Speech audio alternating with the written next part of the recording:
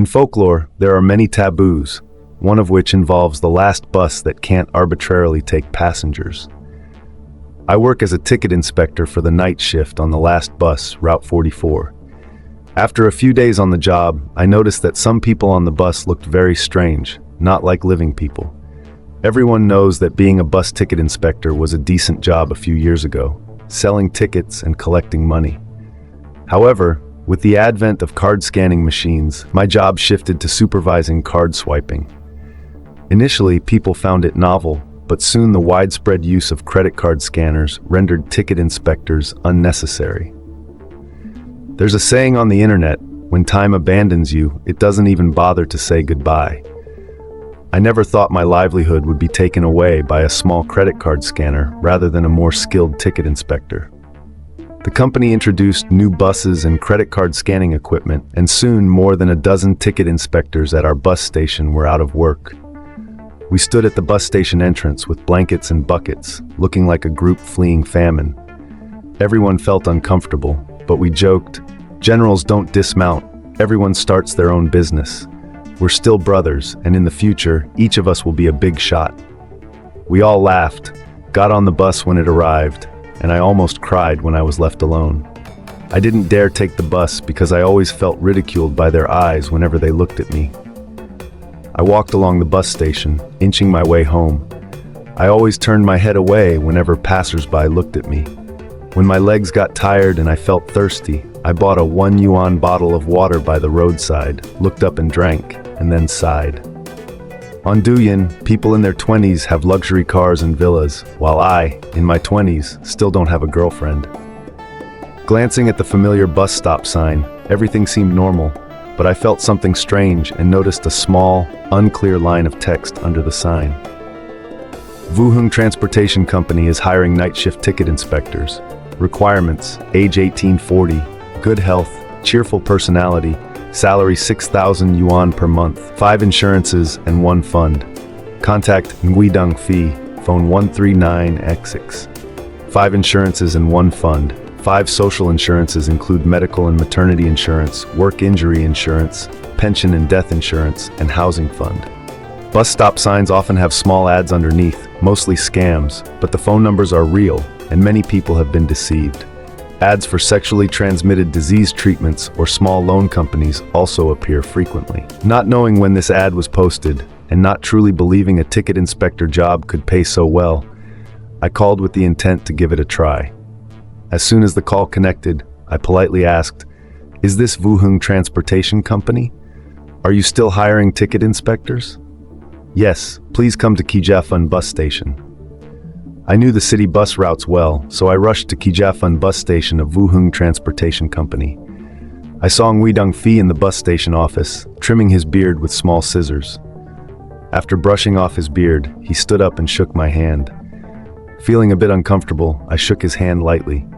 He looked me over and laughed. "Hey, you're in the office. Who brings their bedding here? Let's start the procedures." I was stunned and asked, "Don't we need a health check or review the labor contract?" No need. I'll take you to the dormitory now. We'll tidy up your bed first and talk later. Is that okay?"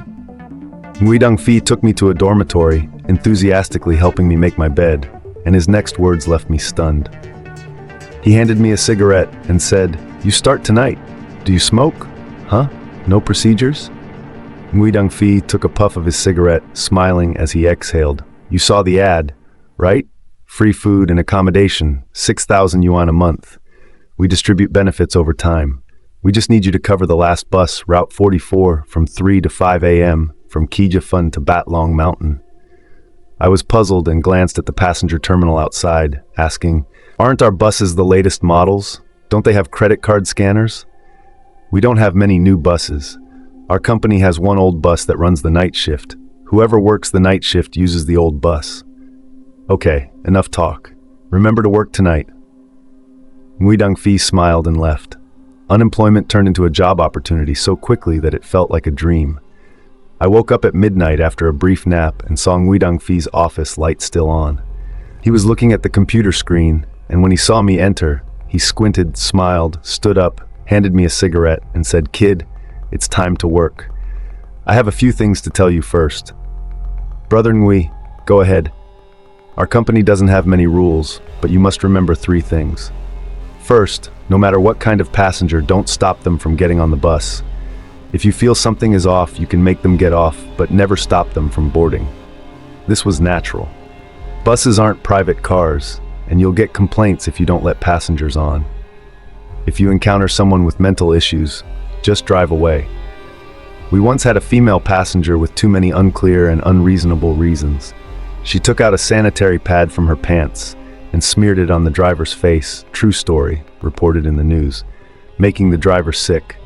It turned out she wasn't mentally ill, but she didn't know why she did it on the bus. Second, the fare is 1 yuan. Whether you get on or off the bus, it's 1 yuan. Don't charge too much or too little. This was also normal. The fare is set by the company, and we just follow the rules. No more, no less. Charging too much gets complaints, and you'll be fired on the spot. Charging too little means you cover the difference. Third, remember this for your own good. You have your own seat. If the bus is full, don't worry about the elderly, sick, or disabled. Never give up your seat. Okay, if you have no questions, let's start. Afterward, we'll drink a bit to help you sleep.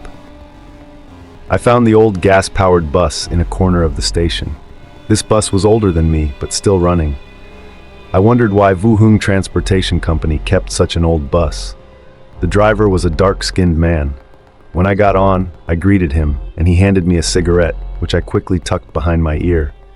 The headlights on this old bus were like a blind person's eyes. I didn't think they absorbed any impact. The ticket inspector's leather seat was worn out. The driver stopped the bus, opened the door, waited 3 to 5 seconds, then closed the door and started driving. I asked from the back, "Sir, there's no one here, so we don't need to stop, right? Let's save time." He replied without turning, "It's company policy." At Hamhai Elementary School, a little girl in a red dress boarded. I reminded her, "Little one, you need to put money in the automatic fare box." She looked a bit lonely, glanced up at me, and asked quietly, "Uncle, if I don't have money, can you let me ride?"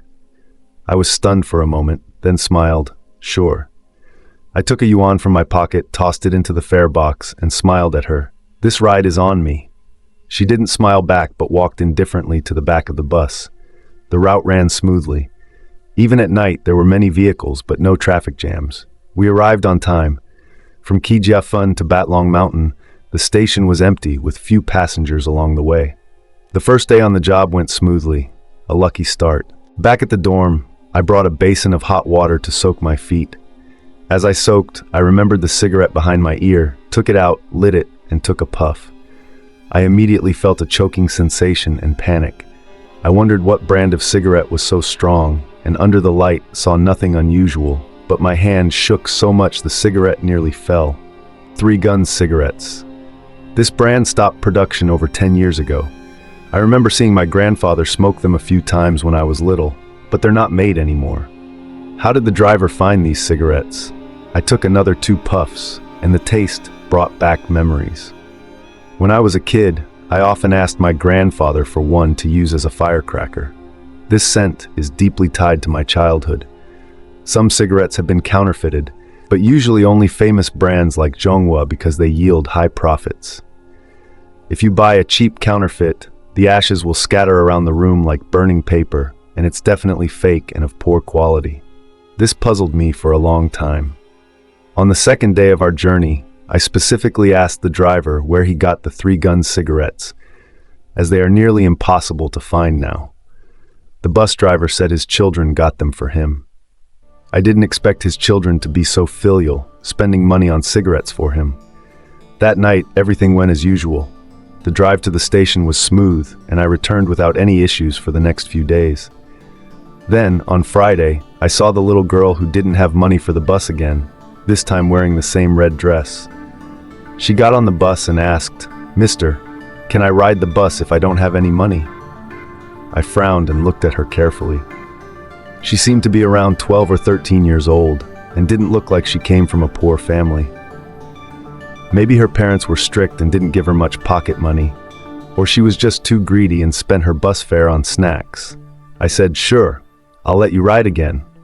After about a month, I realized this girl would get on the bus at the Hamhai Elementary School stop every Friday evening. always without money. Each time, she asked if she could ride without paying. I would always give her a coin to ride, but she never thanked me.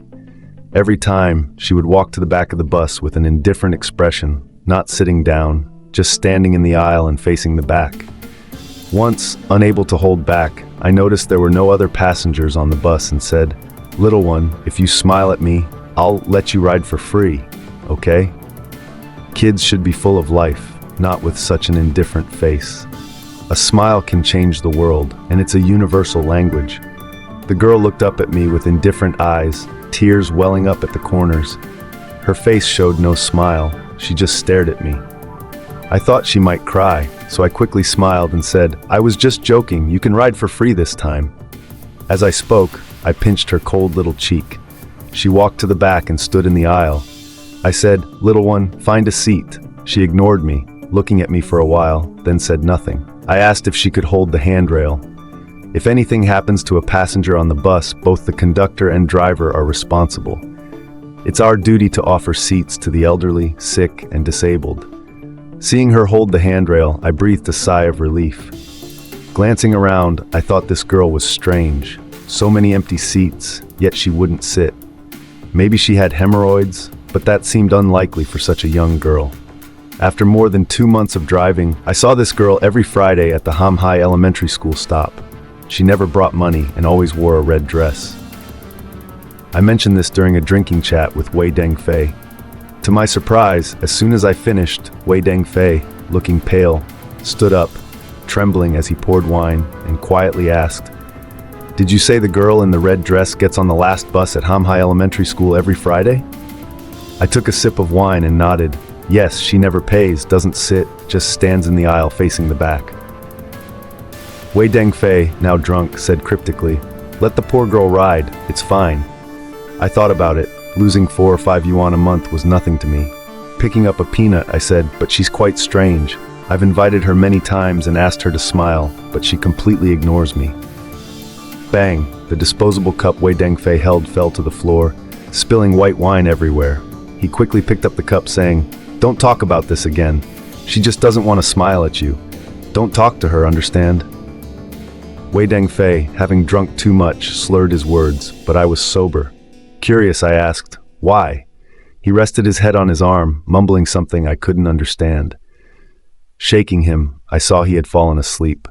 I woke him several times, but he just snored, clearly drunk, so I helped him back to the dormitory. The next day, I woke up at noon. Though I hadn't drunk much, my head pounded, likely from cheap liquor. At the cafeteria, feeling better, I overheard 2 women behind me whispering, "Is it him?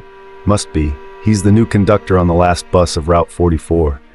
The other whispered gleefully, "One just left. Another daredevil comes in, fearless of death." I rarely ate in the cafeteria, but I knew these 2 were conductors on Route 38. I'd seen them twice, but we weren't close, and I had no idea what they were talking about. I was applying for the conductor position on the last bus of Route 44, but what did that have to do with fear of death? Sure, the old buses weren't very safe, but it's a bus, not an F1 car. Just drive slowly. I ignored their chatter, focusing on my meal, but they kept muttering, "Almost 2 months, huh? You saw it, it's his turn next." Suspicious, I glanced back. They immediately bowed their heads, pretending to eat seriously, saying nothing. At midnight, I woke up, sat in a daze for a while, then took the last bus at 1 o'clock. After 2 months on the job, I was familiar with the driver and his cigarette smoke. I didn't sit in my seat. I just sat in the front chatting with the driver. On the last bus at midnight, there weren't many passengers, so I just monitored the fare box. We ran out of things to talk about, so we talked about the girl. The driver said, "The girl doesn't seem well raised. She never thanks anyone for inviting her on the bus. She seems to be taking advantage of her age." I laughed. "It's okay, sir. Kids are shy. I was like that when I was little. It's fine." Before I could say more, the last bus of Route 44 reached the Ham Hai Elementary School stop. From afar, I saw the girl in the red dress. She got on, looked at me, and asked in a soft, indifferent voice, "Mister, can I ride the bus if I don't have any money?" Before I could speak, the driver grumbled, "No." The girl turned to get off. I quickly waved and said, "Little one, you can ride this time, come on." Then I whispered to the driver, "It's midnight, she has no money, how will she get home?" The driver, trying to help me, grumbled, but I signaled him to stop. Unexpectedly, an old man pushed the girl, cursing, "No money, get off!" The driver yelled, "Oh, Mr. Zhao, how are you?" "Drive." Mr. Zhao sat next to the driver, refusing the offered cigarette. I was dumbfounded. The bus started. I protested, "We can't refuse passengers." Mr. Zhao said, "It's okay. Xiao Wei won't mind. If he does, I'll deal with it." I explained it wasn't a big deal, but the girl had no money. How would she get home? Mr. Zhao disdainfully said, "Young people don't care about anything. If you let her ride, she'll cling to you. You'll be in big trouble." I asked what trouble, but he stopped talking to me. When the bus returned, I looked around the Ham High Elementary School stop. The girl stood under the bus stop sign, looking at me through the window and smiling. After that night, I never saw her again, and strange things began happening. First, I lost my wallet. Later, the cleaning lady brought it to me, and I realized something was off. She told me to check if any money was missing. When I looked, my face changed. The money was there, but there was an extra ID card, the identity card of a woman. Her name was Lo Twit, 22 years old, and beautiful. Although I didn't know her, all beauties share the same trait of being attractive, so I always felt like I had seen her somewhere before. I nervously put the ID away. The cleaning lady teased, "Hey, are you hiding something?" I was anxious because I had no idea where this ID came from. The cleaning lady probably thought I was involved with someone and had forgotten to return her ID. A few days later, it was raining heavily in the middle of the night. After my night shift, I returned to the dorm, soaking wet. Luckily, I had a pair of clean shoes. The next morning, I stretched out my legs and was startled to see the shoes neatly placed by the bed with the laces tied. I was stunned and scratched my head, thinking hard. The previous night, I'd come back from my shift, taken a shower, and gone straight to bed. So who had placed the shoes there? I asked Ngui Dongfi, thinking he might have helped me out of kindness, but he laughed and said, "Who would touch your stinky shoes?" At Wuhung Transportation Company, besides me, the only person who could enter my dorm at Qi Giafun bus station was Ngui Dongfi. He was a manager and had to have the key, but he had never come by. So who was it? I wondered if someone was playing a prank on me. I asked the drivers, and one of them said he didn't know. I mentioned the strange occurrences lately, and seeing me worried, he suggested, "Kid, you're only 20. You have plenty of time. If you don't need the money urgently, you should consider changing jobs." We had worked together for over 2 months. Besides the first day when he gave me a cigarette, every time I returned with the bus, I would offer him one. After all, I called him teacher. I whispered, "Sir, what do you mean?" He thought for a moment, then relaxed a bit and said, "The route from Qiyafun to Batlong Mountain is new, only half a year old. Before you, 2 conductors worked this route. You should talk to them." After that, no matter how much I asked, he remained silent. A few days later, more strange things happened. Even when I looked in the mirror, my eyelids didn't move, but the reflection seemed to be winking at me. I thought something was definitely wrong. I even found out the address of the previous conductors. I bought some gifts and went to visit. The previous conductor lived in a village near the city. When I arrived at his house, I saw the door ajar and called out, "Is Mr. Trio home?" The previous conductor, Trio Baothang, had a son in his mid-20s who came out looking disheveled with a tuft of hair sticking up, frowning as he looked me up and down. "What do you want with my father?" I waved the fruit basket in my hand and smiled. I came to visit Mr. Trio. His unfriendly tone and gangster-like impatience made me quickly explain my good intentions. After a pause, he invited me in to sit and explain. Entering their living room, I was stunned to see a black and white photo on their wooden table. I mumbled, "Mr. Trio, he..." The young man angrily said, "My father passed away 2 months ago." "What?" I trembled, almost dropping the fruit basket. He had been dead for 2 months. Then who was the Mr. Trio I met a few days ago? Seeing my wide-eyed shock, he poured me a glass of water and said, "Wait a moment." He rummaged through a drawer and took out some documents, one of which was a photo of Mr. Trio lying dead in the conductor's seat. Silence engulfed me as I sat, mind in turmoil. He sat smoking, and I awkwardly offered condolences. Unexpectedly, he crushed the cigarette butt. My father was in his 50s, in good health. When he applied to be a conductor on the last bus, number 44, he said it was just one trip a day, taking only 2 hours. How could he die suddenly? I'm already suing them. They'll pay millions or I won't let this go. I didn't know what to say, so I mumbled a few polite words and left, finding an excuse. In the following days, I couldn't rest. The healthy-looking Mr. Trio I had seen just 2 days ago, could it have been an illusion? I didn't tell Nguidong Phi. He wouldn't believe me. The next day, when I got off the bus, I found a red embroidered shoe at the back seat. Annoyed, I thought, who would be so inconsiderate as to throw a shoe here? I was about to toss it, but froze when I realized it was handmade, popular over 10 years ago, but not anymore. I frowned, thinking there hadn't been any young girls or old women on the bus last night. Who left this shoe? I threw the shoe into the trash. The next day I found an old handcrafted gold ring on the reserved seat for the elderly. My grandmother used to wear such rings. I recalled, no one sat there last night. Who left it? On the third day I paid special attention to the passengers, but nothing unusual happened. However, when I returned to Kijiafun and exited through the back door, I found a necklace on the back seat. This wasn't right. From the ID card to the red shoe, gold ring, and now a necklace, it seemed to be a pattern, moving from foot to head. What might appear next was a hat. A chill ran down my spine, and I felt an inexplicable fear. I retrieved the red shoe from the trash and locked all the items in a drawer. The next morning I lit a cigarette and asked the older drivers at the station about the other conductor on bus 44. Without Mr. Trio, I had to find the other conductor. After much questioning, an older driver finally gave me the address, cautioning, "You're a good kid. Consider changing careers." I thanked him and headed out. With over 10 hours until my shift, I bought 2 packs of good cigarettes and went straight to the former conductor's house. Through neighbors, I learned the former conductor, Duan Kon, now in his 40s, worked at a furniture factory. I found him there, polishing jade discs with a broken left ring finger, the injury looking rough, like from a heavy object. I approached and asked, "Excuse me, are you Duan Kon, the former conductor of bus 44? Because there was so much noise in the furniture factory, he removed his mask and loudly asked me, "What did you say?" I raised my voice and said, "Are you Mr. Duan?" He nodded, and since it was lunchtime, everyone had taken a break. I stood at the workshop door, waiting for him to change into a clean jacket, then said, "Mr. Duan, I am the ticket inspector for the last bus on Route 44, and I have something to ask you." Duan Kon's face immediately changed upon hearing this.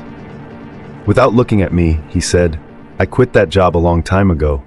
What do you want from me? I have nothing to say." I quickly followed him and offered him a good cigarette, smiling brightly. "Mr. Duan, you are my senior and used to work as a ticket inspector on bus number 44, so I want to ask you about the last bus on that route. Isn't it lunchtime now? I saw a dumpling restaurant doing quite well on my way here. How about it?" I handed him the cigarette and invited him to lunch. Finally, Duan Kon took the cigarette from me. Seeing that he accepted it, I immediately lit it for him. At the dumpling restaurant, after ordering, I quietly asked, "Mr. Duan, I heard that you used to be the ticket inspector for bus number 44 and the last bus. There's a saying, take a man's hand short, eat a man's mouth soft, which means that if you accept someone's kindness, you're more likely to be kind in return."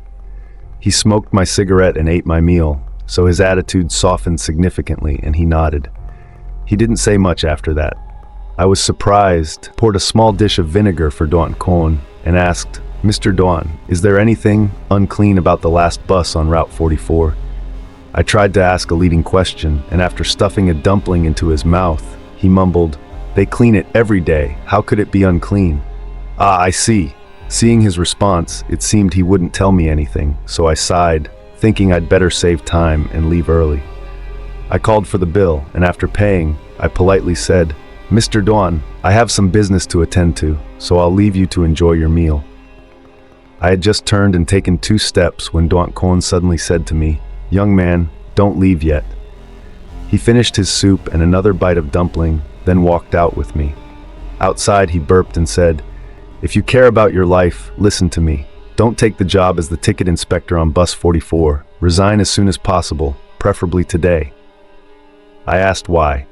Duan Kon shook his head and said, "Don't ask why. If you believe me, quit quickly. If not, that's up to you." Saying that, he started back towards the furniture factory. I quickly followed and told him about the strange things I'd experienced recently. Duan Kon's face grew darker, and finally he suddenly turned around, looking terrified, and asked me, "What about the shoes?" I shook my head. "It's a single red embroidered cloth shoe, very worn. I kept it unused. At first I threw it away, but then I picked it back up." Duan Kon nodded, then asked, "Do you have the gold ring?" I shook my head. He asked again, "Do you have the necklace?" I still shook my head. Duan Kon's face turned as white as a sheet. He patted my shoulder and said, "Tonight, put the shoe, ring, and necklace on the last bus. Place them where you found them. Work the last shift, then quit tomorrow, no matter what. And remember one thing." I hurriedly asked, "What's that?" Looking regretful, Duan Kon sighed and patted my shoulder. "Don't throw the embroidered shoe around, don't wear the gold ring, and don't wear the necklace. Absolutely do not wear them." I was stunned by this. Seeing my bewildered expression, he raised his left hand and showed me, "Look, this is what happens when you don't listen. Someone once warned me, but I was greedy and wore the ring." I asked, "So your ring finger was accidentally broken after you wore the ring?" As soon as I asked, Duan Kon, who had been holding back his emotions, suddenly teared up, his left hand trembling violently, and he yelled, "I bit off this finger myself." I shivered, looking at his left ring finger. No wonder the wound looked like it wasn't caused by a sharp object, but by teeth. "Mr. Duan, can you tell me in detail what happened?" I wasn't a fool, and I sensed something was wrong. Duan Kon sighed, put his left hand in his pocket. I quickly offered another cigarette. After lighting it, he said, "Young man, even if I tell you some things, you wouldn't believe me. I think you're not a bad person. Quit as soon as possible." "Believe. I believe. Please, tell me everything you know." Trio Baothang was over 50, in good health. He suddenly died just 2 months into the job. Does a ticket inspector dying suddenly make sense? There's only one bus trip a day, not very tiring, right? Did he really die suddenly from a stroke? I shook my head. About 2 years ago, bus number 44 hit and killed a pregnant woman in Kin City. Do you know that? I shook my head again. Duan Kon sighed and said, "The pregnant woman was hit and killed by the bus driver during the day shift. If you don't believe me, I once visited him in prison. He always felt guilty, saying the bus suddenly malfunctioned, ran a red light and hit the woman, then stopped. The technicians found no issues with the bus. He went mad in prison and eventually died. Not long ago, I visited him again, but not in prison, in the crematorium. He was a good man. I'm telling you what he told me." Goosebumps ran all over my body, and I felt a chill down my spine. The day shift driver had the bus malfunction and kill a pregnant woman, then went to prison, went mad, and died. And suddenly, the last bus on Route 44 started running at midnight. I didn't understand why the bus drivers were fine, but why did the ticket inspectors have accidents? If it was the ghost of the pregnant woman seeking revenge, why target the ticket inspectors? What really happened? Looking at the driver I had worked with recently, I didn't think anything strange had happened. But the truth was in front of me. What should I do next? First, Duan Kon, the ticket inspector for just 1 term, bit off his own finger after becoming the inspector on Route 44. Then Dung Baothang suddenly died of a stroke 2 months into the job. All the ticket inspectors on the last bus had worse endings than the one before, and I was the third. What would my ending be? "Mr. Duan, I have a question. Can you tell me what happened with your finger?" I couldn't hold back any longer and finally asked. I didn't know how someone could bite off their own finger, let alone endure such pain. Duan Kon sighed, raised his left hand again, and said, "I did bite off my finger, but it wasn't really me. Do you understand?" I shook my head. At that time, I watched my finger slowly go into my mouth. My teeth bit off the ring finger, then spat out the gold ring. This is the consequence of taking something that wasn't mine. I suddenly understood. No wonder Mr. Duan Kon kept telling me not to wear the gold ring. "Mr. Duan, don't be sad. Compared to others who worked as ticket inspectors, you're much better off than Mr. Trio." I tried to comfort him, but who would have thought it would hit a nerve? Duan Kon suddenly yelled, "Better off? You think because I'm not dead, I'm better off?" Do you know how my wife died? She wore that pearl necklace for one day and got into a car accident. Her head was smashed. What do you know? You don't know anything. I was so scared that I kept backing up. After Duan Kon yelled, he squatted on the ground like a child and cried. He sobbed, "Do you know how hard my life has been?" He babbled to himself, "Wife, I'm sorry. It's all because I was poor and couldn't even buy you a necklace." I don't know how long it took, but he cried until he was exhausted. I quietly stood beside him.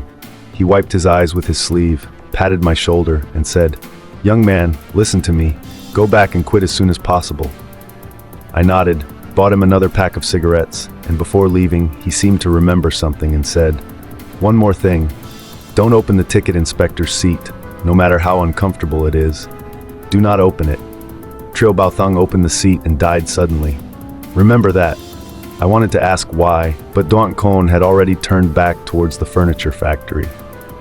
Thinking back, the other day on the bus, I always felt the inspector's seat wasn't even, as if something was hidden under the seat cushion. When I got back to the passenger station, I still felt uneasy. When I asked someone about it, my eyes nearly popped out of my head. How could such an incident have been hidden all this time? I didn't know when I applied to be the ticket inspector for the last bus number 44. After some inquiries, I found out that the last bus number 44 never existed before. It was the day bus that had killed people, and it was said that strange things always happened. Subsequently, the last bus number 44 was mysteriously added.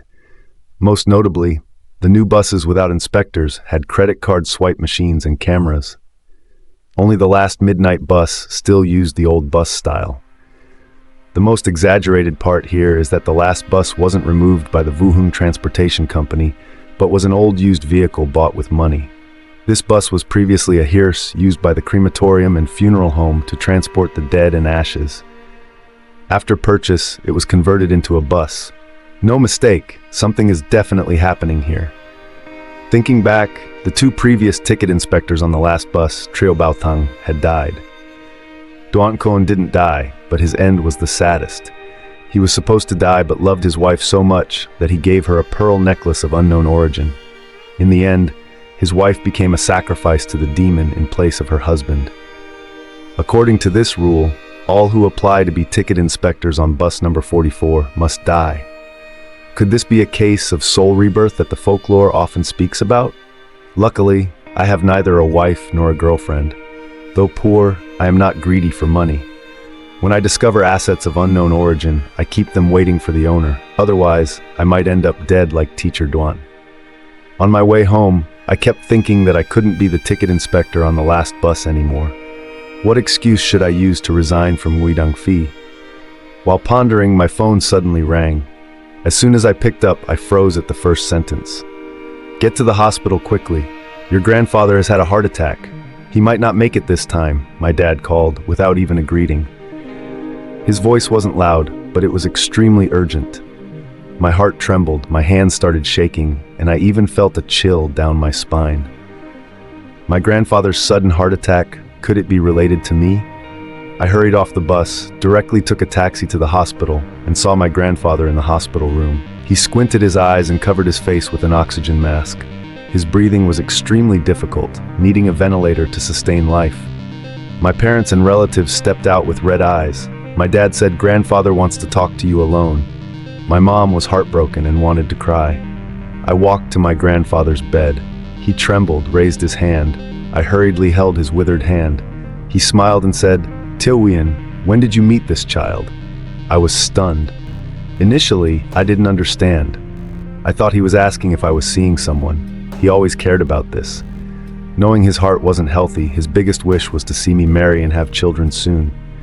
Before I could answer, he turned his head, looked to my left, and said, "Girl, how old are you this year?" 22, huh? "Oh, Tilwian is 26. This, good. Men and women dating, if the woman is 3 years younger, it's like holding a piece of gold. If she's 4 years younger, a son will soon be born. Truly, a perfect match." Grandfather said while twitching, his chest heaving.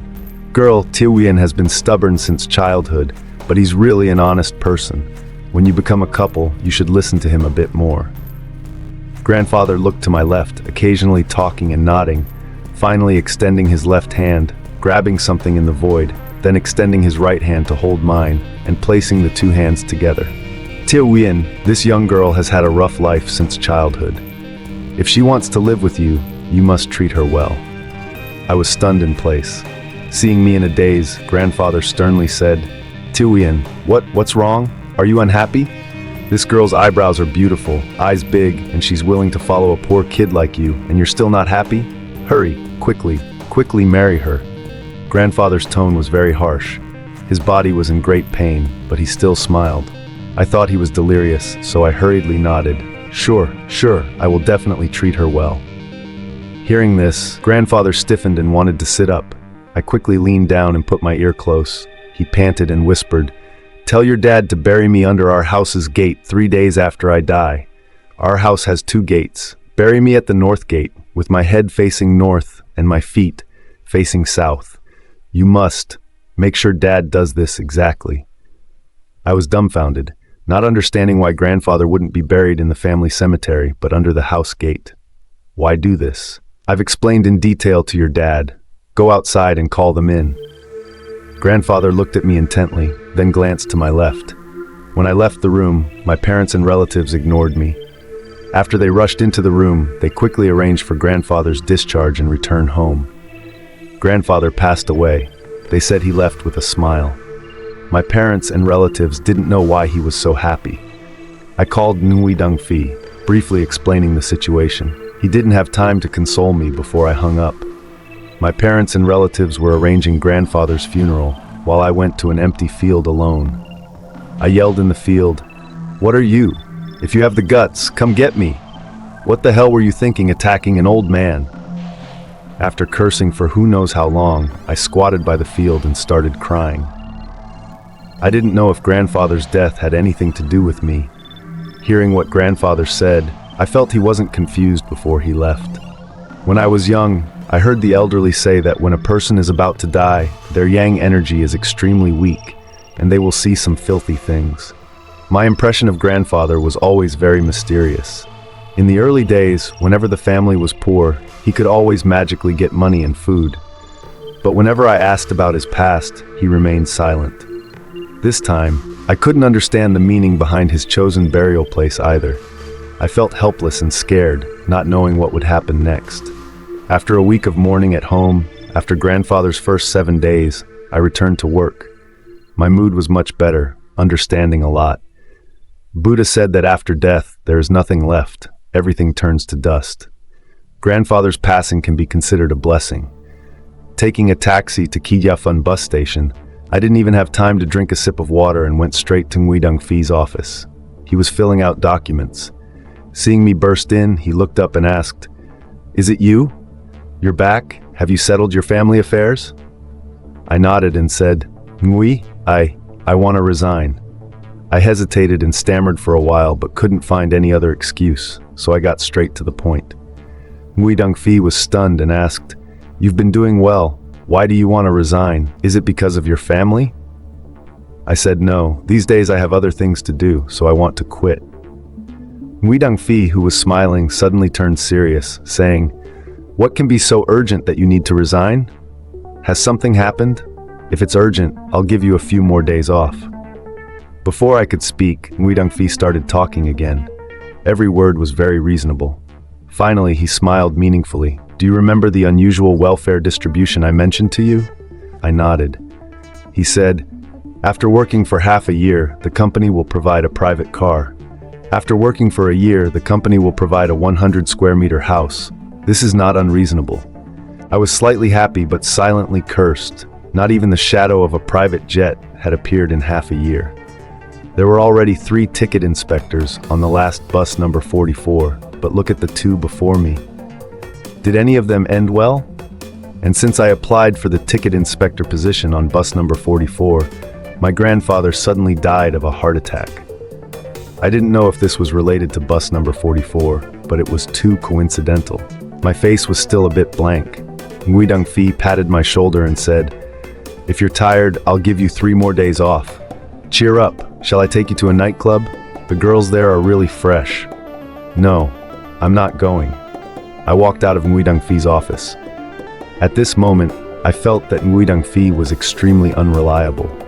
Back at the dormitory, I started packing my things, thinking that if Ngui Dongfi wouldn't let me go, I would leave without my salary.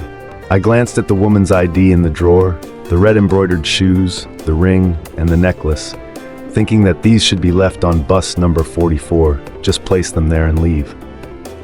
While packing, I noticed an A4 paper on the table, folded in half and placed in the middle of the table. When I opened it, there was a paragraph written on it. Bus number 44 ticket inspector, you must stay. If your body is no longer there, your soul will work instead. My hands trembled, the paper fell to the ground, my breathing became heavier. I thought, who put this paper on my table? Considering the bus station, only Ngui Dongfi could enter my dorm because he is the manager and has the key to the dorm.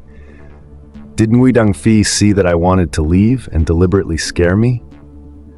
Thinking like this didn't make sense because when grandfather passed, I had just called Ngui Dongfi to ask for leave. I only told Ngui Dongfi about the resignation today, 10 minutes ago. We were still together during this time, so this letter definitely wasn't from him. I looked at the paper again. The handwriting was extremely beautiful, but Ngui Dongfi's handwriting was very scribbly, like a worm crawling, definitely not his writing. I was deep in thought, not knowing if it was left by a ghost or a prank by someone else, because there were many ways to kill someone, such as Trio Baothang suddenly dying, or exploiting someone's weakness, like Duan Kon's wife, or a man-made car accident, like the first driver, possibly sleepy, pressing the accelerator by mistake, causing a pregnant woman to die and trying to justify it, saying bus number 44 wasn't running. I felt torn, trying my best to convince myself, telling myself that unless I saw the so-called ghost with my own eyes, I wouldn't believe anything. But what about teacher Trio Baothang, whom I saw a few days ago? He had died 2 months ago, but I saw him after his death. How can this be explained? Time passed minute by minute, second by second, and it got dark without me realizing. I sat alone in a dark room, no lights on, lit a cigarette, and thought for a long time. Finally, I decided that tonight I would take one last shift on the bus. No matter who it was, after they placed their ID, embroidered shoes, gold ring, and necklace on the bus, once the bus returned, I would leave and quit. In the evening, Ngui Dongfi was surprised that I didn't take the night off and continued to work. He handed me a cigarette and kept praising me, but I ignored him and went straight onto the bus. Today was Friday, but strangely there were very few passengers. I sat next to the driver without saying a word. I glanced at him several times, feeling that his dark face seemed to be covered in spots that appeared on corpses. Maybe he sensed my unease. He turned the steering wheel and asked, "What's wrong? Something bothering you?" I shook my head and said, "No, it's nothing." The driver laughed and said, "Kid, hang in there. Where else can you find a job with such a good salary these days? 6,000 yuan a month, with meals and accommodation provided, only one bus trip a day, and during the day you can date or play games as you like. You can't find better benefits anywhere else." My face remained expressionless, but my heart skipped a beat. What did he mean by that? Why did it seem like he knew I was about to quit? Could it be that he saw the A4 paper on my desk? I unconsciously asked, "Sir, how long have you been working here?" I started working here when this bus was first put into service. So this man was the first night shift driver. The one who had killed a pregnant woman before was on the day shift. But why did ticket collectors keep having accidents while the drivers were fine? Could it be because he wasn't nosy, just driving the bus to and from the station without ever checking the vehicle's cleanliness, so he didn't see those things? My gut told me this wasn't simple. We didn't say much on the way, so we arrived at the final stop at Batlong Mountain. We got off the bus and entered the restroom. There was no one else at night, just us. He kept nagging and advising me, "Kid, trust me. The economy isn't good these days. Where else can you find such a high-paying job?" At first, I pretended to listen, but then I got bored and stood up, saying, "Sir, I have a bit of a stomachache. I'll go to the restroom." I didn't actually go to the restroom. I just headed back to the last bus. I'd rather sit in the bus waiting for departure than sit with him. Never before had I felt so annoyed by him as I did tonight. Returning to bus number 44, as soon as I got on, I turned on the lights and suddenly screamed, "Ah!" I almost jumped off the bus in fear. On the ticket collector's seat, a girl around 20 years old sat quietly, her long hair hanging over her shoulders, her big eyes and willow brows, dressed in a fitted outfit, looking very pretty. I was a bit angry and said, "What are you doing here? When did you get on the bus?" The girl smiled and said, "I wanted to go home by bus. I got on but didn't see anyone, so I sat in the back waiting."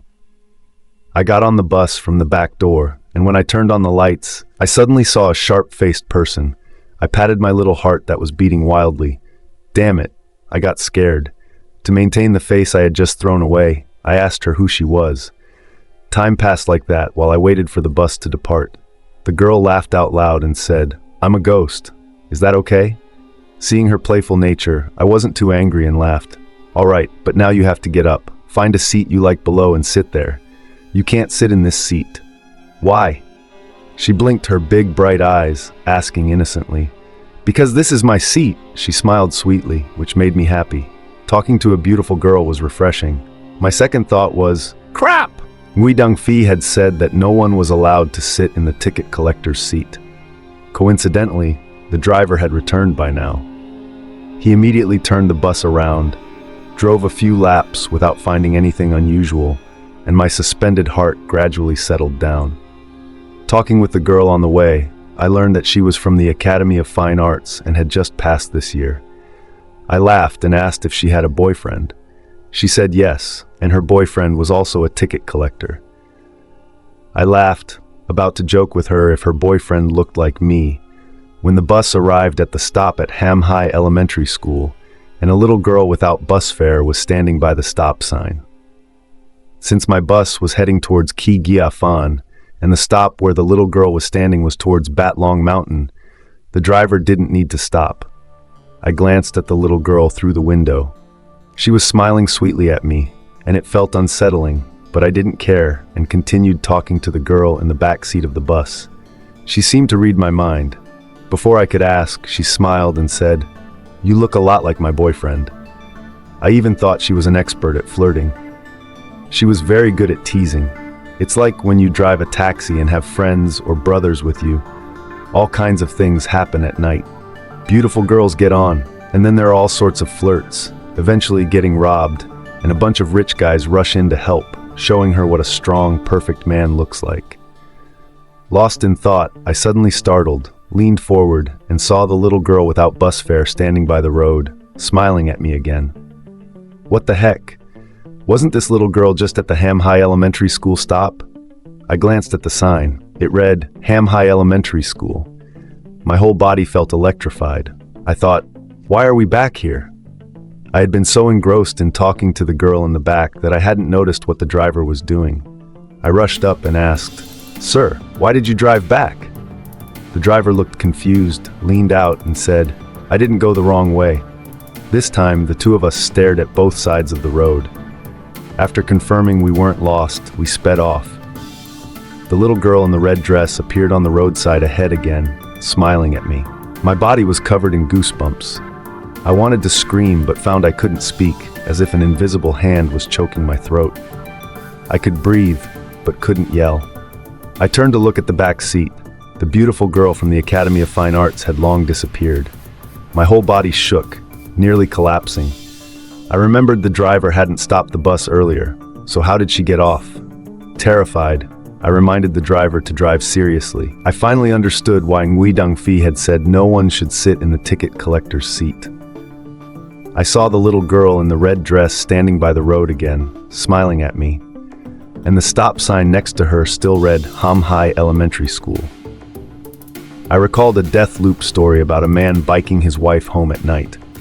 When crossing the railway, he didn't take the bridge but a shortcut straight over the tracks. He pushed his bike while his wife followed. Unexpectedly, a train came and killed both of them. Since the man was ahead, he didn't know his wife had died. Many locals said that on dark, moonless nights, a man could be seen pushing a bike on the tracks, saying, "Wife, hurry up." This story happened in my hometown in 1993. When I was a kid, my house was near the Beijing-Guangzhou Railway. My parents often crossed the tracks to take me to bathe, but after someone got killed, no one crossed anymore. As for the death loop story, it was initially made up by adults to scare disobedient kids, but later someone said they saw that man. At this moment, bus number 44 kept looping around the stop at Ham High Elementary School. A non-believer like me was completely flustered. The driver dared not drive forward because we both kept seeing the smiling girl. But he didn't dare stop, fearing something worse might happen if we did. We kept going back and forth. When our fear reached its peak, our nerves numbed. After passing the Ham High Elementary School stop multiple times, we finally saw something different. A 40-year-old man standing under the stop sign instead of the girl in the red dress. The driver trembled and asked me, "Kid, can I stop now?" I saw that the driver had no intention of stopping, and the little girl had already disappeared at the stop sign of Ham High Elementary School.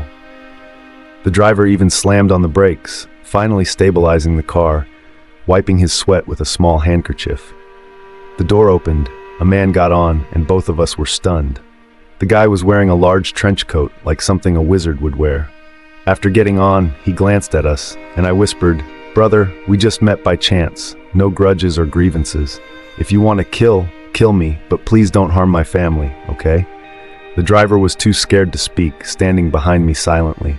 Suddenly, the man said calmly, "Just drive, you won't die tonight." Then he went to the back of the bus and sat across from the ticket inspector's seat. Strangely enough, as soon as he got on, the next stop was Peony Garden, and it didn't take long to return to Kidyafun bus station. We actually escaped the loop of the bus stop. After getting off the bus, my cold sweat soaked my back, my legs were weak, and I could barely stand. I wanted to remind him that we had arrived at the station, but he spoke first. "If you have any questions, we'll talk about it later tonight. I'll come to see you." I was stunned. "You know I will die tonight?" Although the weather wasn't cold, he took out a pair of black leather gloves from his pocket, slowly putting them on, first the left hand, then the right, while saying, "The first time I approached Trio Baotang, he called me a fraud trying to scam him. But you know, it wasn't that I didn't want to save him. It was because he was too stubborn. Duankon was more sensible, so he only lost a finger." I quickly asked, "Did Mr. Duant tell you? Is that why you're meeting me tonight?" He nodded and motioned for me to get off the bus. As we walked, he said, "Duankon told me about you. He said you're not a bad person, and if possible, he hoped I could save you." Of course, even if he hadn't told me, I would still have come to find you. It's something that had to happen tonight. I was deeply grateful, holding his hand and saying, "Thank you so much for saving my life. If you ever need anything, come to me and I'll do my best to help you." He shook his head and calmly said, "Don't thank me. Even something as simple as drinking a glass of water comes at the cost of asking for it. Everything has a price. The Buddhists say saving others is saving oneself.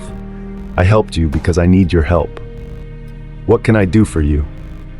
I need you to cooperate with me on some matters so we can uncover all the conspiracies behind the last bus number 44 to prevent more deaths in the future." The conversation wasn't over, but we had reached the dormitory. I signaled him to come in, then immediately asked, "Tonight I met a girl, very beautiful. I remember chatting with her, but when we reached Ham High Elementary School's stop, she disappeared. What happened?" "She was a ghost," the man in the trench coat said bluntly. "What?" I was wide-eyed and stiff. The excuse she gave me was true? Thinking back, she said she was a ghost. I thought she was joking, but it was true? Seeing my surprised expression, the man in the trench coat tilted his head and asked, "Didn't you find her face familiar?" I frowned, trying to recall. The man in the trench coat reminded me, "Remember what you picked up on the bus." After a while, I slapped my forehead, quickly took out a strange ID card from my wallet, examined it carefully, and compared it to my memory. I exclaimed, "So it was her! The girl who took the last bus tonight was Lo Twit from the ID card. In other words, this is the ID card of a deceased person." I kept it, thinking if anyone came to the station to retrieve lost property, I could return it.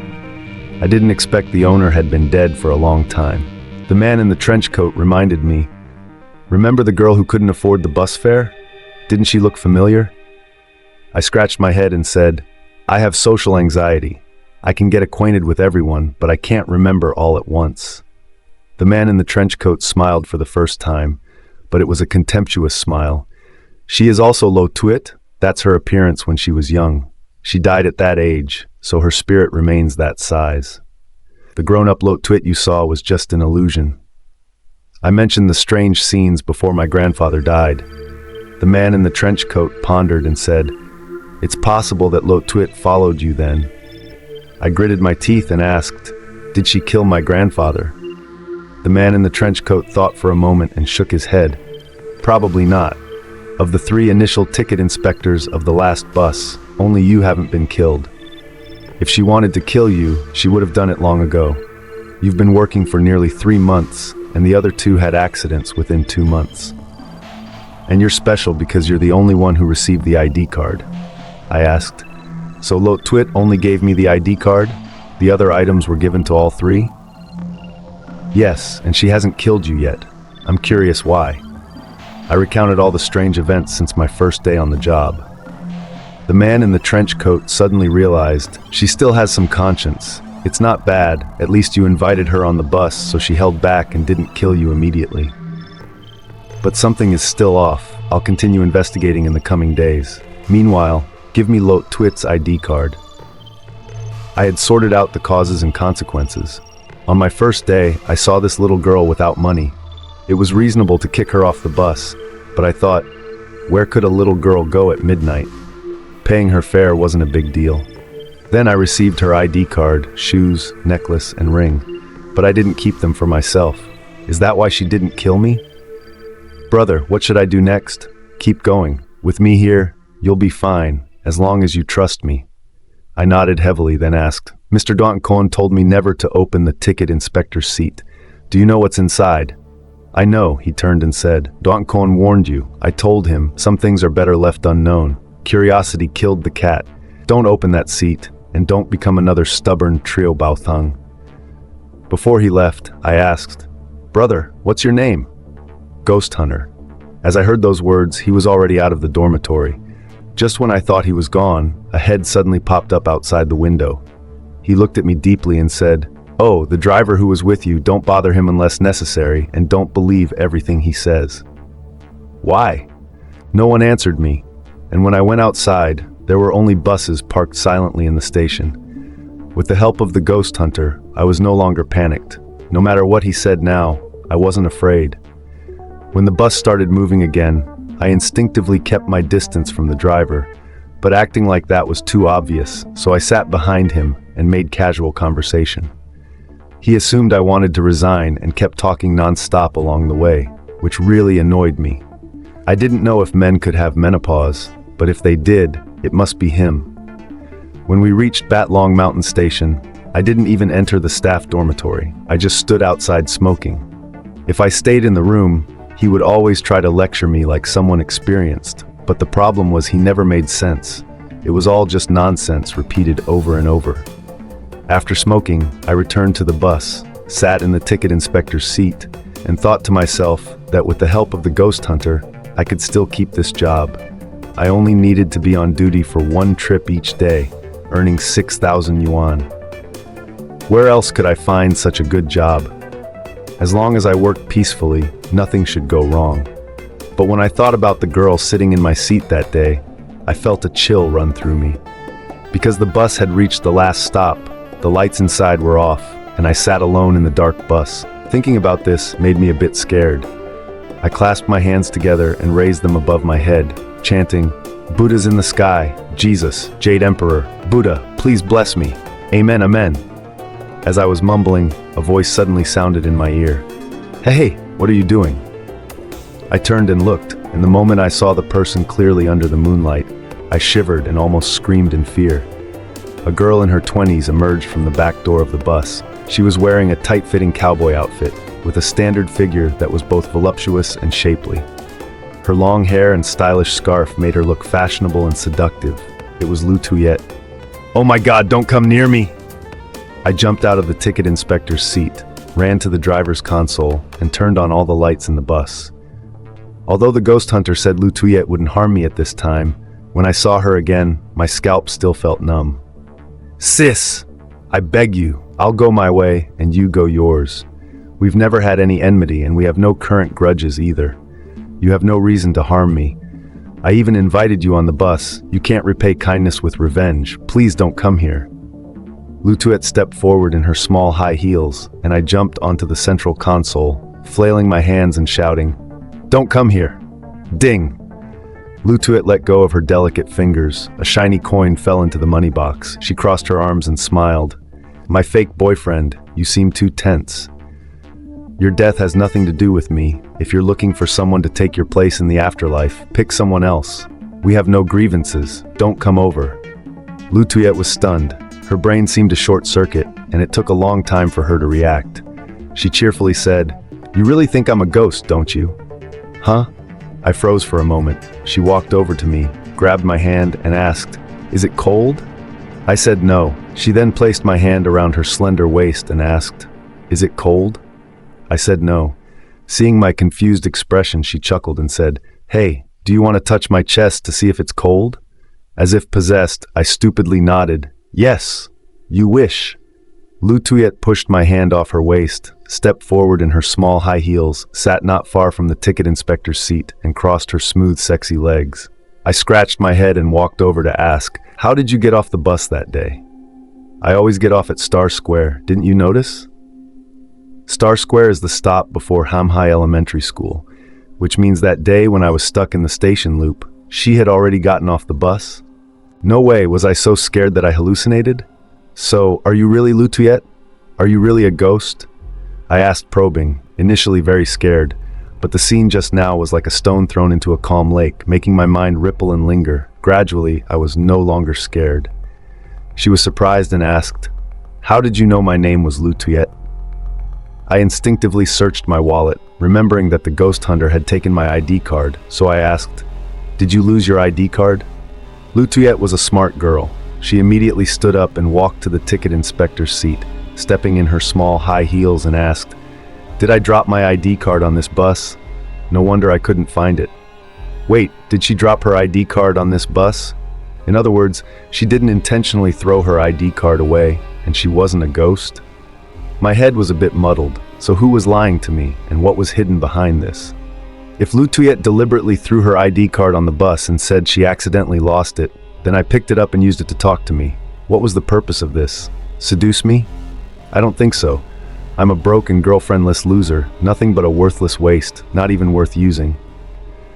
But if Lutuet wasn't lying, then what the ghost hunter said was nonsense. Absolutely nonsense. Lutuet never died, she's not a ghost. So what was the ghost hunter's point? Again, I'm poor and worthless. Deceiving me serves no purpose. Scamming money? My pockets are cleaner than a sterile lab. Lying to me? He didn't look like a scammer. My mind was chaotic, gradually realizing that things weren't as simple as I thought. This was a bottomless vortex with ambitions and conspiracies. Maybe one side was deceiving me and wanted to use me for something. Maybe both sides were deceiving me, and only I was clueless. I gritted my teeth and told myself that I must thoroughly investigate this. I can't just die like an idiot.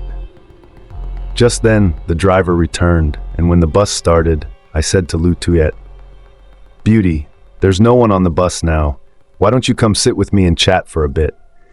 Lutuet had a natural elegance. Perhaps she was a fan of the Empress. That's why she had that black and beautiful hairstyle and delicate facial features. Her elegance was natural. Now she was sitting opposite me in her small high heels. We chatted for a long time, and when we got off the bus at Star Square, we agreed that I would send her ID card in 2 days, and we exchanged phone numbers. I had no other intentions. I just wanted to see if I could find a breakthrough from her side. I wanted to see what conspiracy was hidden in the last bus number 44. I had a vague feeling that something important was here. I couldn't believe what they told me.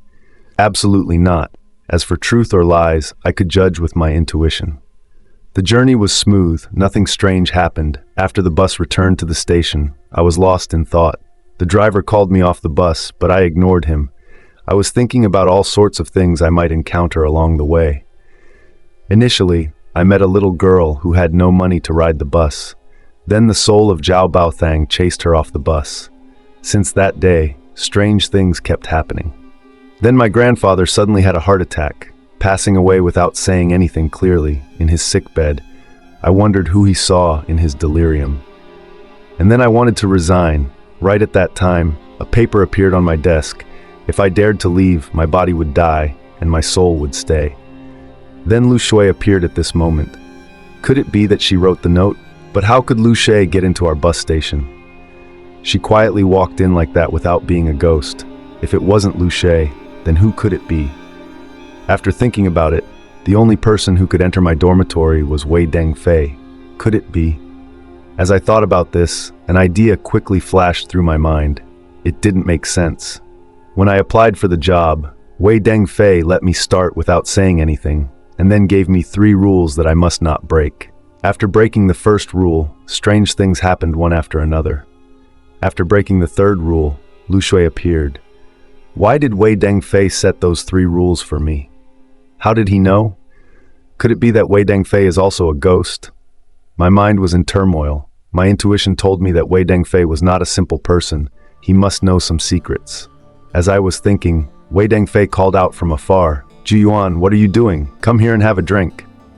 I turned around and saw Wei Dengfei just coming out of the restroom at the bus station, tucking his belt into his pants.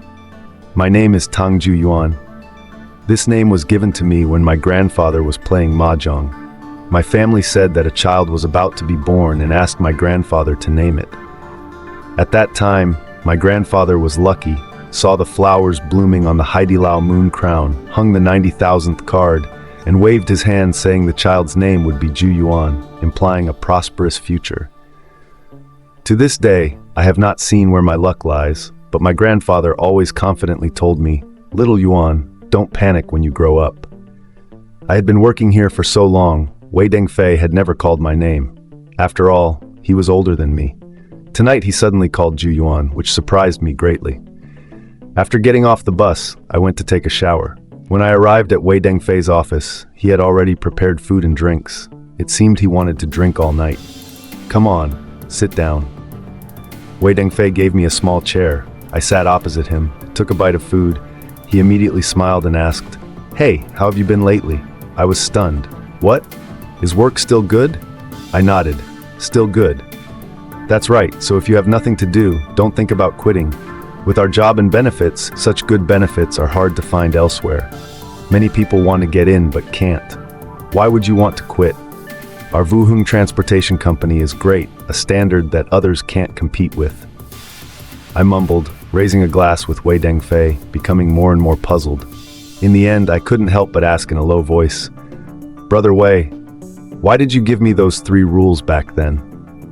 Wei Dengfei was stunned for a moment, then said, "What do you mean? I told you then, and you nodded. You thought it made sense, didn't you?" It did make sense, but it was just superficial logic. In reality, it had major issues. This question left me speechless. I scratched my head and asked again, why does Wuheng Transportation, such a strong company, still keep an old, broken bus?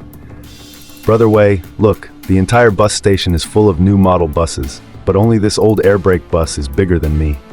I deliberately asked this question because I understood it when I went to find Duan Kun, so I wanted to see what Wei Dengfei would say to me. He was a typical drunkard, very poor drinking capacity, but liked to drink. Now almost drunk, eyes starting to blur, mumbling, "Ah, brother, there are some things you don't need to know. It's not that I won't tell you, trust me, I'm not telling you for your own good." I asked, "But I don't understand, Brother Wei, let's talk, just the 2 of us." While talking, I quickly made him drink more. Wei Dengfei swayed for a while, took out a cigarette from his pocket. I quickly lit it for him. He sighed and said in a low voice, "That bus was once used by crematoriums to transport the dead. The floor of the bus was refurbished, later added seats and a money box." I pretended to be surprised and said, "A hearse?" "Yeah, that's right. Transporting the dead, carrying ashes, renting coffins, this bus did it all. Our company is so rich, why buy a hearse to run the route?" Although Wei Dengfei was a bit drunk and his speech was a bit slurred, his mind was not completely confused. I saw several times he hesitated when speaking, so I immediately continued to pour him wine, patting his shoulder quite strongly. Brother, if you trust me, don't ask anymore. What I can guarantee is that in half a year, you can have your own car. In more than a year, a 100 square meter house. Trust me, keep working. But I heard people at the bus station say that this bus is very dangerous. The previous conductors had accidents, so I really don't want to do it anymore. Wei Dengfei's face changed a bit. I hurriedly added a sentence. And the relationship between you and me? That's fate when you and I met. Even though I am not a galloping horse, you are a big tree. Without you, I would still be idle without a job. I must continue working. Wei Dengfei waved his hand. All right, brother, you've said enough. My flattery made him very comfortable. He felt relieved and whispered in my ear, trust me, the last bus number 44 needs someone. If no one does it, it's troublesome. And the driver, don't get too close to him. The last sentence he said very softly. After saying it, he deliberately looked out the window, afraid the walls had ears. Obviously, the driver had serious issues, but Wei Dengfei didn't dare to provoke him. Both the ghost hunter and Wei Dengfei told me not to talk to the driver. Could it be that he is a ghost? I had an extremely bold speculation. Actually, he is a ghost. Under his coercion and temptation, Wuheng Transportation had to set up the last bus, number 44. After that, the real conductors were killed by him. As for me, I met Lu Shui because I showed kindness to a girl without bus fare. So Lu Shui personally came to save me? And what about the ghost hunter? These relationships are too messy. There must be a big conspiracy. Forces from all sides are entangled. Tonight I must ask clearly. So I immediately grabbed Wei Dengfei's hand and asked in a low voice, Brother, what's with the driver? Wei Dengfei should be slightly drunk now, a bit loose-tongued. Seeing him hesitate, I knew he wanted to talk, so I intentionally pricked my ears up, using the momentum to trick him. He whispered, That driver, do you think he's normal? Let me tell you, don't let this out. The driver has a secret. I tell you this, don't be curious and look into his clothes. More than 10 years ago, when Wuheng Transportation wasn't strong, it once. His voice became more and more vague. Saying this, he collapsed on the sofa. I pushed him. Brother Wei, Brother Wei, Brother Wei. He was so drunk that he fell asleep as soon as he said he wanted to sleep, now lying on the sofa, snoring like thunder. I couldn't get the secret out of him and had to carry him back to the dormitory. This almost always happened. His drinking capacity was poor, but he loved to drink. When carrying Wei Dengfei back to the dorm room, I sat in the dark thinking, were Wei Dengfei's words true? Some of what he said was similar to what the ghost hunter mentioned, and it seemed a bit strange, but he was definitely hiding something. There must be ghosts, and possibly more than one. The next morning, I called the ghost hunter and asked him to return my ID card. Then I arranged to have dinner with Lu Shui. Although I was short on money, since it was our first meeting, I chose a more upscale restaurant. After getting my ID card, I took a taxi to the Shanghai Bund restaurant. This restaurant in the city was quite expensive, with an average cost of 200 yuan per person. Our meal would cost at least 500 yuan. Although it hurt my wallet, thinking about Lu Shui's voice and smile made me happy inside, like a poor man who could talk to a rich, beautiful woman, as if in a dream. After reserving a table, I called Lu Shui and asked, Gorgeous lady, are you free?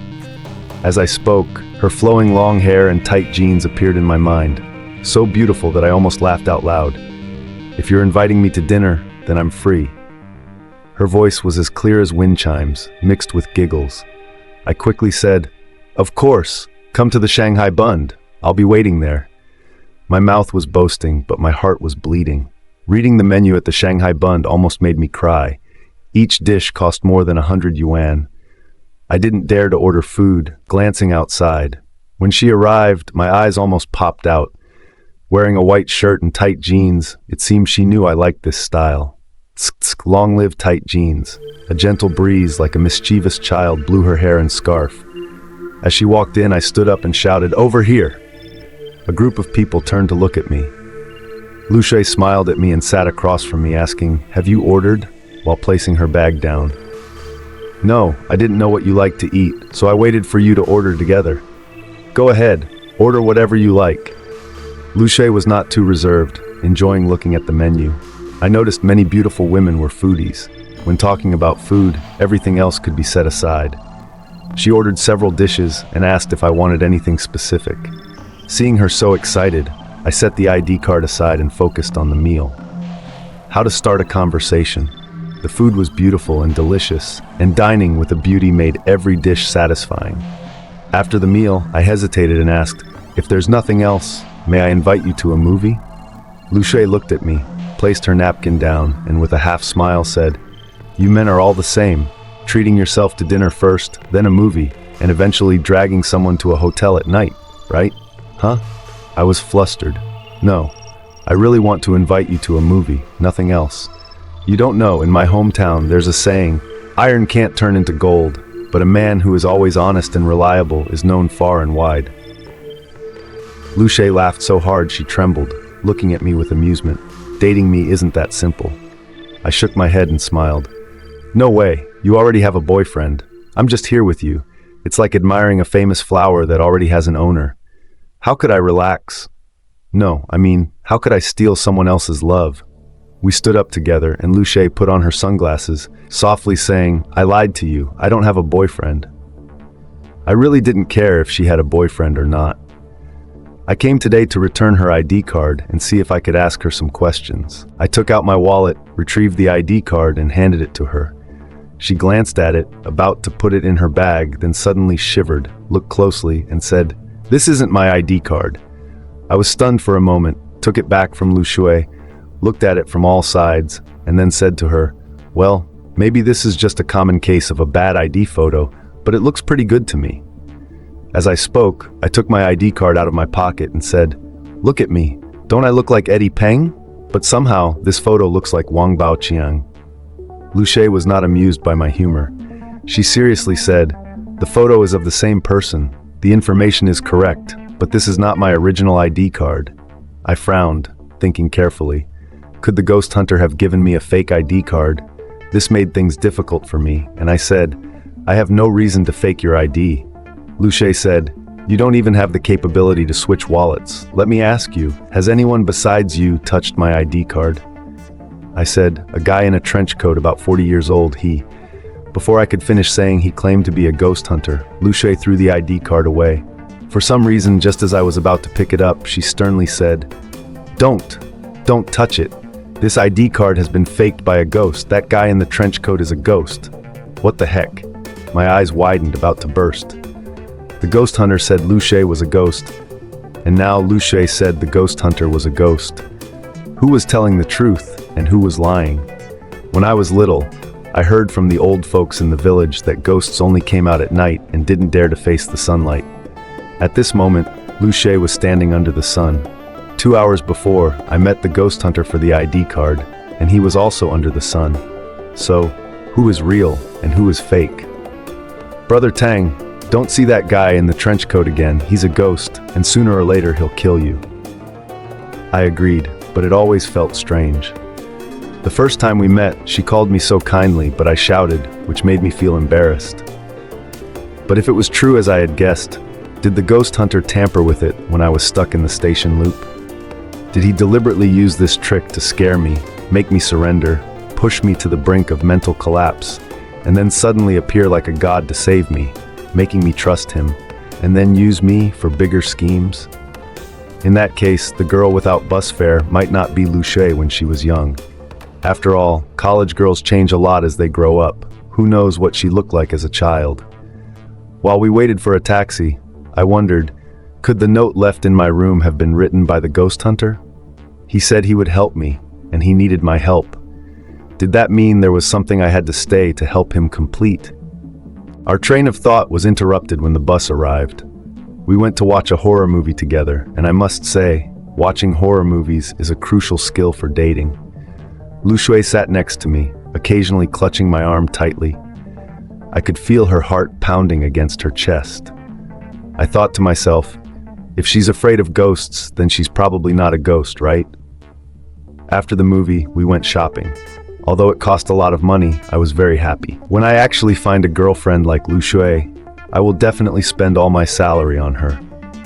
After getting a bunch of dolls, I noticed it was getting late. I escorted Lucia out of the shopping mall, hailed a taxi, and left, thinking that among Lucia, the ghost hunter, Wei Dengfei, and the driver, One of them must be a ghost. In any case, no matter who the ghost is, there's a delicate balance. Someone might want to kill me, and someone might want to save me, but now I can't distinguish who my enemy is. I immediately switched to the bus and returned to the Jijiafen bus station. Seeing that it wasn't yet departure time, I lay on the bed, playing with my phone when Lu Shui called. "Gorgeous lady, why are you calling me?" "Brother Tang, our dorm is locked and I can't get in." I asked if I could help her with anything. Although I lived in a single dorm room, if she didn't mind. Who would run to stay in your single dorm room? You're thinking too much. I don't have my ID card. Can you book a room for me at Four Seasons Bay? I hurriedly left the Jijiafen bus station, caught a taxi, and ran to the hotel entrance, panting. She was waiting for me at the hotel lobby. After booking the room, I saw her into the elevator, waved, and prepared to leave. Lu Shui asked, "Don't you want to come up for a drink?" I scratched my head and said, "If it's not too much trouble, I am a bit thirsty." Back in the room, I gulped down a bottle of water. The free mineral water tasted so good, and I drank more than half of another bottle. Wiping the water from my mouth, feeling very satisfied, I nodded and said, "If there's nothing else, I'll go now. I have a bus shift to cover later." Just as I turned to leave, Lu Shui was stunned, stomped her foot angrily and said, "When I said come up for a drink, I didn't mean literally." I was bewildered. Before I could react, Lu Shui suddenly stepped forward, stood on her tiptoes, held my head, and kissed me on the lips, a long French kiss. My eyes widened, my arms hung awkwardly in the air, not knowing where to put them. Her sweet tongue swirled in my mouth, making my whole body heat up. She let go, softly saying, "This is called drinking my saliva, understand?" I stammered, "No, it's not that. I didn't mean anything else. Listen to me." Lu Shui put her hand on my lips. "Because you didn't have those thoughts, I invited you up. If your mind had been filled with lust, you absolutely wouldn't be here with me now." I still stood there, dumbfounded. This was my first kiss, and I was so nervous it felt like I was on a battlefield. Lu Shui sat at the edge of the bed, gently patting the white bedspread beside her, saying, "Well, you only have one chance. If you're willing, come here right now, but if not, step out of that door, and you'll never have another chance." People say happiness comes suddenly, and when it does, it feels surreal. Is everything before my eyes just a dream? People say heroes can't resist beautiful women. Seeing Lu Shui lying on the bed, her back to me, her black hair spreading out on the white bedspread, the strong visual impact of black and white made me hesitate. Although I am indecisive, dreaming countless times of what it's like to be with a woman, I still have the ability to think. I'm not that casual. Are you a man or not? Lu Shui didn't turn her head. Her tone was provocative with a hint of melancholy. After a long pause, I stood up straight, my voice trembling. "Of course I'm a man, and I'm a pure, strong-willed man." Lu Shui smiled seductively, turned and beckoned me with her finger, signaling me to come over. But I decisively turned and walked out of the room. Lu Shui asked in surprise, "What are you doing?" A real man shouldn't be so casual, especially if he truly likes the girl. "If I want to be with you, it must start with properly courting you," I said, opening the door and stepping out. Walking down the bustling street, my heart ached inexplicably. I truly wanted to experience what it's like to be with a woman, but for some reason I firmly walked out of the room. Standing in the cold wind for a long time, I thought, maybe this is true love. I am young, have never experienced love, never dated anyone, don't know what love is, but I think if a man truly loves a woman, he wouldn't play games, because in his eyes she is pure and perfect, the most sacred person in his heart. I sighed heavily. On the way back, to comfort myself, I told myself, it's impossible for a rich, beautiful woman to fall for a cunning man. 9 times out of 10, if she gets pregnant, before showing, she'll find a fool to pin the fatherhood on. Otherwise, how could something so good happen to me? Returning to the Jijiafen bus station, I lay restlessly on the bed. I don't know why, but I felt like a lost soul, unable to concentrate on anything. Anyone talking to me had to shout twice, but I couldn't hear them. I didn't know if it was because I couldn't hear or because I didn't care. I was listless and lethargic. Lying half asleep on the dorm bed, my phone suddenly received a message from Lu Shui. I sat up in surprise and hurriedly opened it. "You love me." Her tone was very certain. I didn't think much about it and quickly replied with a confident, yes. Do you know you're in love with someone you shouldn't and can't love? I replied, I have never loved before, and I don't know much about love, but the feeling is strong, like lying on a meadow gazing at the starry sky, like dancing with dolphins in the ocean. This feeling is mesmerizing.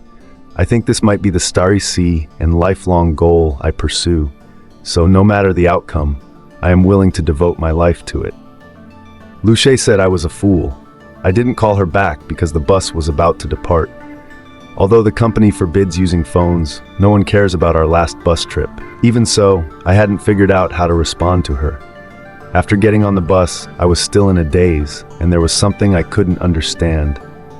I couldn't understand her allure, and I couldn't grasp what love was. Is love just a surge of hormones? I didn't think so. I thought about her when I had nothing else to do, but I never had any vulgar thoughts. I felt like a galloping horse, and when I rushed towards her, I would immediately calm down. Whether she stroked my cheek or my hair, I would be immensely happy. I once heard people say that love is interesting and sweet, and its uniqueness lies in the fact that no happiness in the world can compare to it. You cannot find any similar happiness, but when you experience it, you will know what love is. I was thinking that if I discarded all the complexities, if we were two primitive people with messy hair and tattered clothes, my feelings, at least mine, would be quite right. I would drag a bloody beast back to the camp and see another primitive person with clear feminine features. At that moment, the genes in my body would erupt powerfully. I would want to court her, but I wouldn't care about anything like that. I wouldn't care if her parents approved of me. I wouldn't care if I had a house or a car. I wouldn't care how the world viewed us. That might be the purest form of love. Times have changed, and the value of love will always be overshadowed by society's material values, bound by houses and cars, in-laws, and our own bank accounts. Often, it's not that we don't want it, but that simple, pure happiness is too hard to pursue. Luce is beautiful and graceful. That night, she was willing to sit with me at a roadside stall, eating 6 yuan fried noodles. She didn't even glance at the luxurious cars passing by, but every time she looked at me, her eyes sparkled with a smile, her eyes like grapes, the whites like lychees, growing sweeter each moment. For several days, I didn't see Luce. I was going crazy. I didn't care if people put coins in or not. Every day I thought about her and everything that happened that day. I couldn't bear it any longer, so I hurriedly took out my phone and sent her a message. How are you? Luce didn't reply. I didn't mind and sent another one, waiting patiently for a week. My thoughts flared up again, and I gathered all my courage to send another message. I miss you. She still didn't reply. That night, I don't remember when I fell asleep. I felt like I was sleeping, but also felt like I was staring at the ceiling all night with my eyes covered. She seemed to have suddenly vanished from the world. Her presence was completely erased, as if she had never appeared before. Just like that, more than a month passed. On a rainy night, the ghost hunter suddenly came to Jijiafen bus station to find me, saying that the investigation had made progress. He said that when Luce was 12, her body was covered with a white cloth and placed in front of her house, but before it could be buried, it disappeared. Her family searched for a long time but couldn't find her.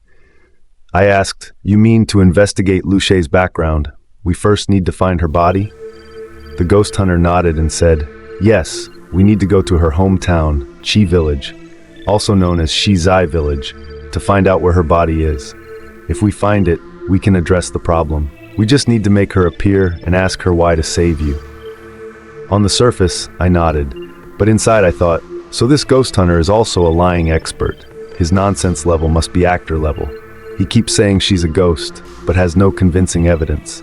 Maybe he's the ghost and he's putting on an act to deceive me. Fine, I'll show him top-notch acting worthy of an Oscar. Luce is not dead. We had dinner, went shopping, watched a movie. I held her hand, hugged her waist, kissed her red lips. All of this happened to me. How could it be fake? I don't know where the ghost hunter got his information, but 90% of it is to deceive me. I'm sure my previous suspicions weren't baseless. The day I got stuck in the station loop might have nothing to do with Luce. It could have been the ghost hunter's doing to scare me, then show up to save me. But since he said that, he's not planning to harm me right away. So I'll play along to see what he wants, maybe uncover some secrets. I immediately agreed. Okay, I'll tell Wei Dengfei I need some time off. Let's go to that place. You said it's not far, and I've heard of it. The ghost hunter nodded, pulled up his trench coat collar, and disappeared into the heavy rain. Somehow, we had a silent agreement. He didn't ask what I thought, and I didn't ask his name. In my heart, I always remembered Lu Shui and was sure that one day I would see her again. From then on, the bus route started as usual. When I arrived at the Ba Long Mountain bus station that day, I had developed the habit of not going to the restroom. At first, I didn't want to meet the driver, but after everyone stopped talking to him, I stopped too. Whether I used the restroom or not, didn't matter. When he got off the bus, I got on, sat in the conductor's seat, and waited for the bus to start, not saying a word to him. That night, I still sat in the conductor's seat, resting my head against the glass, closing my eyes to rest. I couldn't erase Lu Shui's voice and smile from my mind. I really hoped Lu Shui would appear before me, suddenly jump off the bus and ask, "Tangju Yuan, do you miss me?" Thinking of this, I couldn't help but smile. It was like waking up from a dream. Just as I opened my eyes and sighed, I was immersed in my imagination, the happiest moment. Suddenly, there was a loud bang on the back window of the bus. I got so excited, thinking my dream had come true, that I turned to look. A bloody face was pressed against the bus window, eyes wide, staring at me. I jumped up, my hair standing on end. I quickly grabbed the safety hammer for protection. The face suddenly spoke. "Young man, scared? Open the bus door, I have a question." As he spoke, the face moved from the back window to the front door. Only then did I see clearly. It was an old man around 60, with a cut on his forehead, blood streaking down his face. He got on the bus and asked me, "Young man, do you know who the driver of the last bus No. 14 is?" I said, "I heard it's an idiot named Liu Mingbo. Is something wrong?" The old man gritted his teeth, slammed the coin box, and said, "Damn it, it's him." "Sir, what happened?" The old man touched his forehead wound, panting and cursing. "Damn it, when that bastard was driving, he threw a can out the window and hit my head. I want to find him for compensation." Only then did I realize what had happened. I said, "Sir, I have 2 band-aids here. Use them for now. The last bus number 14 is not at our station. If you want to find him, you need to go to the coke plant bus station." I took out the first aid kit from the bus, applied a simple bandage to the old man, making it look quite good. When I opened the iodine bottle, the driver happened to return, and the bus started to move. The old man glanced at the driver and suddenly looked startled. I asked, "What's wrong?"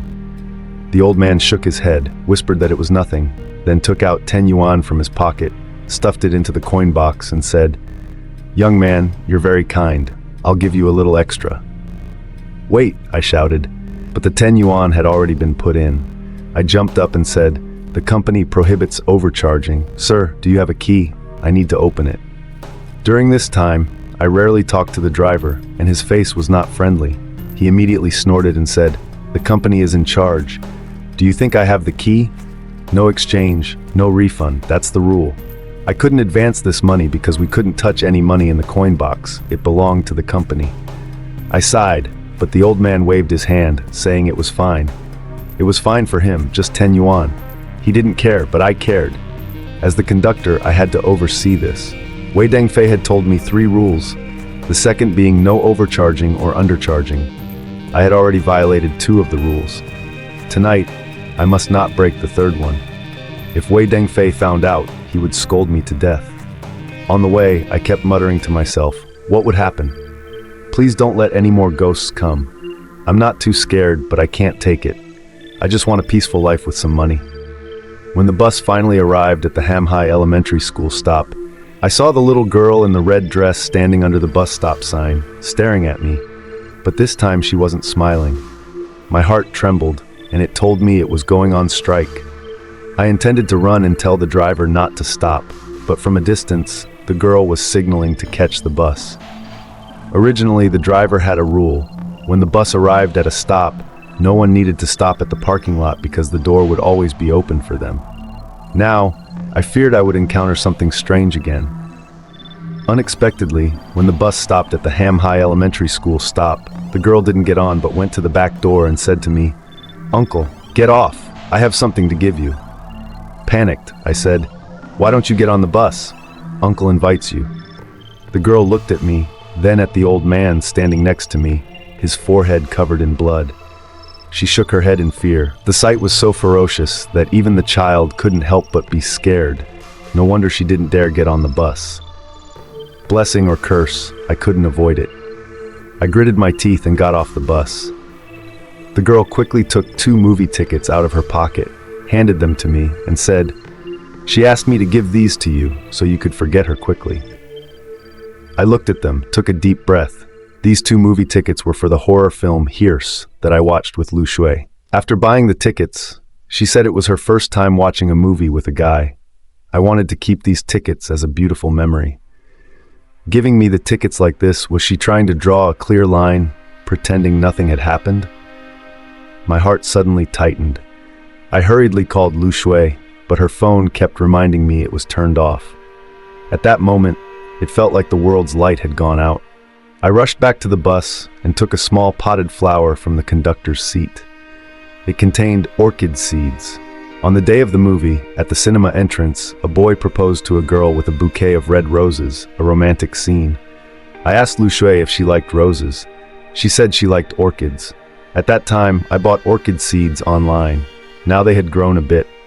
When they bloomed, especially the short day orchids, I would immediately inform Lu Shui and share the joy with her. My eyes stung. I held the small orchid pot and said, "Give this orchid pot to her. I always wanted to wait until it bloomed, but maybe there's no more chance." The girl froze for a moment, nodded, and left with the small pot. Getting back on the bus, I turned away, not talking to the driver anymore. Finally, he came up to me, asking, "Are you crying?" "Whether I'm crying or not has nothing to do with you." I still turned away, not looking at him, because my eyes were teary. Although the tears hadn't fallen, my eyes were wet. The old man leaned on the railing, standing next to the conductor's seat, and whispered, "Lu Shui loves you very much." I was stunned for a moment. I didn't care about my dignity anymore. Wiping my tears with my sleeve, I turned and asked, "How do you know?" The old man clicked his tongue, saying, "Do you know why she left you?" I shook my head. "I don't know why. She wanted to give herself to me in the hotel, but I didn't agree. Then she completely disappeared." "Exactly, that's her way of showing love for you. Because she loves you, she left you. She doesn't want to hurt you." I suddenly felt something was wrong. There seemed to be something odd in the old man's words, as if he was hinting at something. Seeing my changing expression, he smiled, leaned over, and whispered, "Do you know why the little girl didn't dare look at you? Your face is covered in blood. Which child would dare look?" No. The old man shook his head vigorously as if the wound no longer hurt. He said, "Even if there was no blood on my face, she would run if she saw me." I told him that with his appearance, it was easy to scare children when he went out at night. The old man glared at me. "Can't you talk properly?" Annoying. We were approaching the station. If he didn't speak now, he wouldn't have time. So he said, "All right, I should get off. Young man, you helped me, and I won't repay you unjustly. I remember your kindness. This time, let me help you one last time." I nodded. The old man took my phone and entered his number, saying, "Also, remember my number." Saying this, he leaned over and said, "Try to talk as little as possible with the driver." "Why?" I widened my eyes. Why did everyone tell me not to talk to the driver? Was he a ghost? The old man squinted and smiled. "I didn't show up during the last 3 accidents, but this time I did. Do you know what that means?" Honestly, I didn't understand. I told the old man if he had anything to say, please be clear. The old man laughed, pointed to the small book on my conductor's seat, and got off the bus. Returning to the bus station, I couldn't understand. Coincidentally, Wei Deng Fei took me for a drink. After that, my head was dizzy, and I don't know what we talked about. I took Wei Deng Fei back. When I opened my dormitory door, I saw a note on the table. I was astonished, instinctively feeling it wasn't good. I quickly opened the note, and just one glance, I recognized the handwriting. It was the same as the first note before. It must have been written by the same person. It read, "Good people don't deceive the heavens. The weak don't deceive ghosts. You passed the test." Only then did I realize that Vodingba was the mastermind behind it all. These strange characters were all illusions created as tests for me. If I hadn't passed, I might have ended up like Trio Baotang. Especially tonight, I kindly helped him with his wound. Maybe this is a Buddhist saying, saving others is saving yourself. Saving yourself is saving others. The living should do good deeds and not worry about the future.